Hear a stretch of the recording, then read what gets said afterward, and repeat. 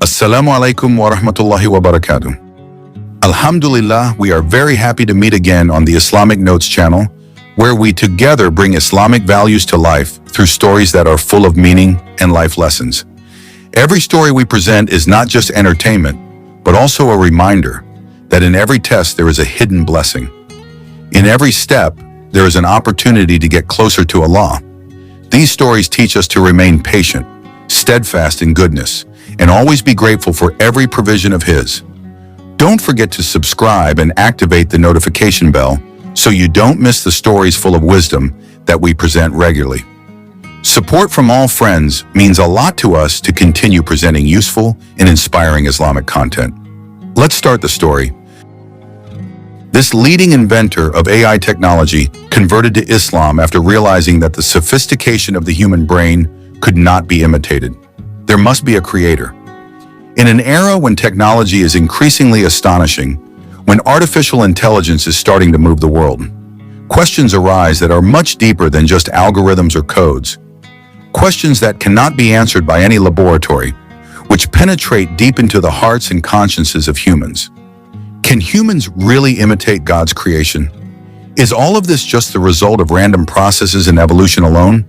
Or is there a force behind all this complexity that cannot be explained by mathematical formulas? The story of a scientist, not just any scientist, but a genius in the field of neuroscience and artificial intelligence. He is not just an ordinary researcher, but a figure who is helping to shape the future of global technology. His name is Professor Dr. Jonathan Meyer, a rationalist agnostic from Germany, who is known for his genius in creating an AI system that almost imitates human thought patterns. However, behind all the glory and awards he received, there was one thing that continued to haunt him. Why can the human brain never be truly imitated? Why, even with supercomputers and billions of data points, does human consciousness remain an untouchable mystery? This question is not just a technical one, it is a gateway to a deeper quest, a search for the ultimate truth. Jonathan was born into a secular family. He was raised in a world that held science and logic in high regard, and he himself believed that everything could be explained scientifically. For him, the world was a collection of data and logic. I don't need God to explain what I can solve with logic, he says. But what happens when logic leads him to realize that there are limits he cannot cross? It was here that he discovered the Quran.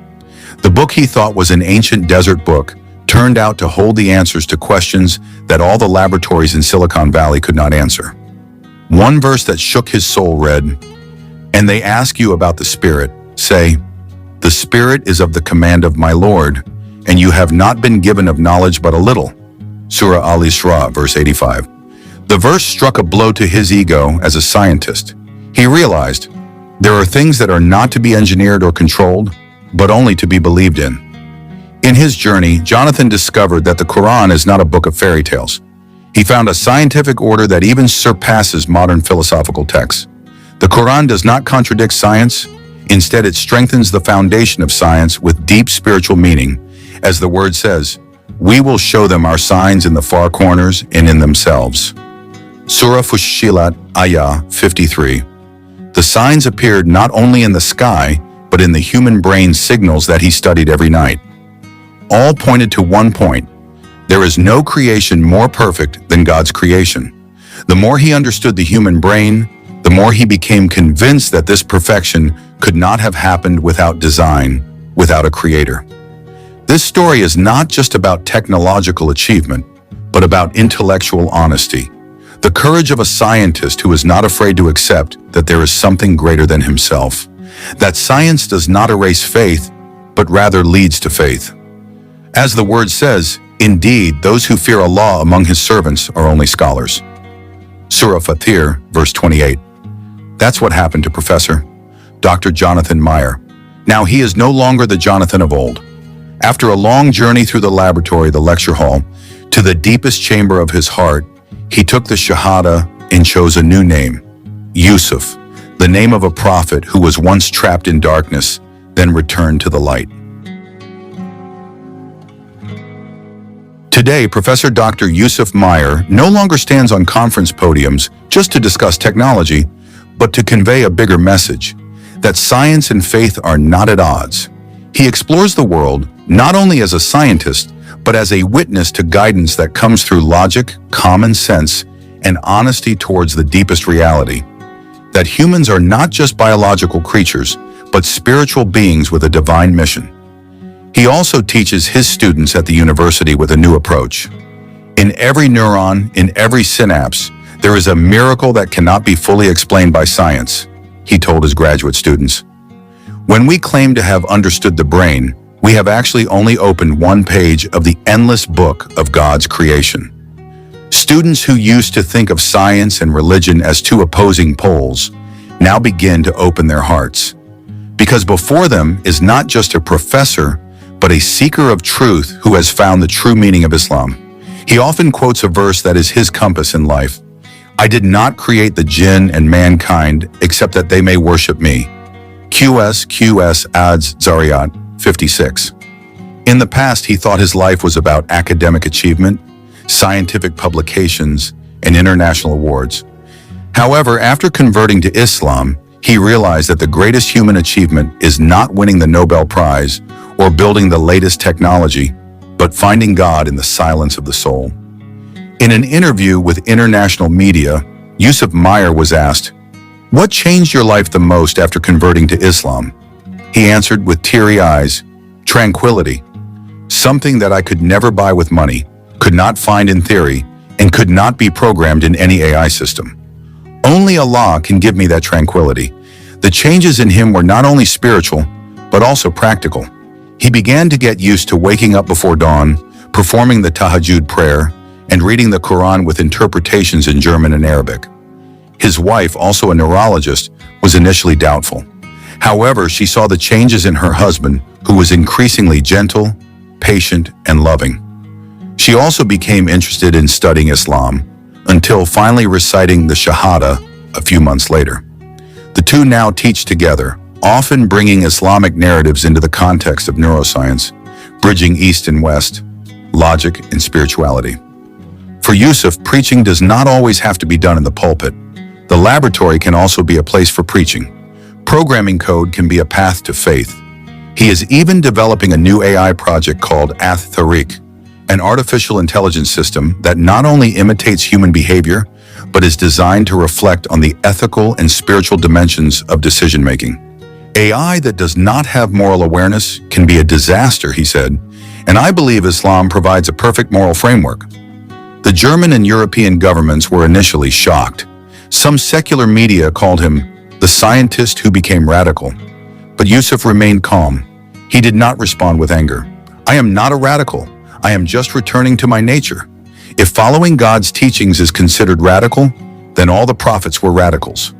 His answer calmed many people and opened the eyes of some people who were initially suspicious of Islam. At a TEDx forum in Berlin, Yusuf closed his presentation on AI with words that silenced the room. Science taught me how to think, but Islam taught me to reflect. Amidst the noise of data and algorithms, I found beautiful silence in prostration. Now he is an inspiration not only for Muslims, but also for truth seekers from various backgrounds. Because his story proves that faith does not have to be born from crisis or tragedy. It can be born from deep reflection, from honest logic, and from the awareness that the perfection of this creation could not exist without the Creator. And in every seminar, every lecture, every interfaith dialogue he attends, Professor Dr. Meyer never tires of repeating the sentence. If you really want to know the truth, cleanse your heart. Because truth is not just about intellectuals, but about the courage to admit that we are not the gods of this life. In 2025, Professor Dr. Meyer was invited as a keynote speaker at the International Neuroscience Congress in Tokyo. The main auditorium was packed. Academics from various parts of the world sat neatly, curious about the speech of the scientist who is now known as the mindful Muslim scientist. He stood in front of thousands of experts with a calm smile, bringing material entitled Neuroscience, Consciousness, and Spirituality, Finding Common Ground. At the beginning of his presentation, he showed a slide containing an image of neuron synapses that light up in the human brain when someone performs prayer. Look, he said while pointing to the projector, when someone performs a solemn prostration, The prefrontal cortex area, the center of decision-making and moral awareness, lights up more actively. This is not only worship, but also the process of forming moral structures. The room was silent. Several attendees nodded slowly. Not because they had become Muslims, but because they realized that this argument was not born from dogma, but from honest and verified research. Yusuf continued, "We have been mapping the human brain for decades. We know what happens when people feel anxious, happy, or depressed, but we still can't explain why humans can sacrifice for the unseen, why we cry when praying in solitude, or why there is a voice inside us that says, 'Don't do that,' even though no one is watching. This is spiritual awareness. This is nature." After the conference, Yusuf received many messages from young scientists. Most of them were not Muslims, but they said they were beginning to see that spirituality was not a threat to science. Among them was a Norwegian postdoc named Lars Jørgensen, who became a convert after 3 months of discussions with Yusuf. Lars once asked, "How do you know that Islam is true? How can you be sure that it is not just another religion among thousands?" Yusuf answered simply but profoundly, "Because Islam not only gave me answers, but also gave me a framework for thinking. It did not forbid me to ask questions. Instead, it challenged me to think more deeply. When I read the Quran, I felt like it was reading me." Lars was silent for a long time, and that night he said the 2 sentences of the Shahada with teary eyes. "I feel like I'm coming home," he said. Over time, Yusuf did not only teach and research. He founded the Islamic Neuroscience Institute, a research institute that focuses on the relationship between the nervous system, morals, and worship. There he combined EEG and fMRI technology to study the effect of dhikr on the limbic system, or the impact of fasting on the stability of the dopamine hormone. Not a few of his old colleagues were cynical. "You have really become a religious person," quipped a professor from Boston. Yusuf just smiled. He did not respond with a strong argument. Because for him, guidance is not to be forced, but offered with wisdom. "I used to be skeptical like you," he replied softly, "but I chose to be honest with the facts, and the biggest fact is that I am not a creation of chance." In Germany, Yusuf also began to preach subtly through public events. He was a guest star on the popular science podcast Die Entdeckung des Geistes, The Discovery of the Soul. There he talked about how prostration calmed his body more than any therapy. "I've tried Zen meditation, biofeedback techniques, even psychedelic medicine, but nothing beats the peace of prostration." His words went viral and many were curious to try it. Young Germans began coming to the once deserted mosque. They didn't immediately convert, but they came with questions. And for Yusuf, questions were the beginning of faith. Challenges remained. Anti-Islam groups in Europe accused him of spreading a religious agenda in academia. He even received death threats, but Yusuf remained calm. He strengthened his security team, but never responded with hatred. "Darkness cannot be defeated with darkness. Only light can conquer it," he wrote in an article for a special issue of Nature on spirituality. His wife, Dr. Sophia Meyer, accompanied the struggle with love. They often teach together in seminars on neuroethics and the spiritual responsibility of technology. Today, they have 2 children, Yusuf and Aisha, who are memorizing the Quran while studying robotics and programming languages. The Meyers have become a symbol of the integration of Islam and progress, that there is no contradiction between loving God and creating technology. And in a personal letter to his students, Yusuf wrote, "If you want to understand the brain, study neurons. But if you want to understand the soul, study prostration.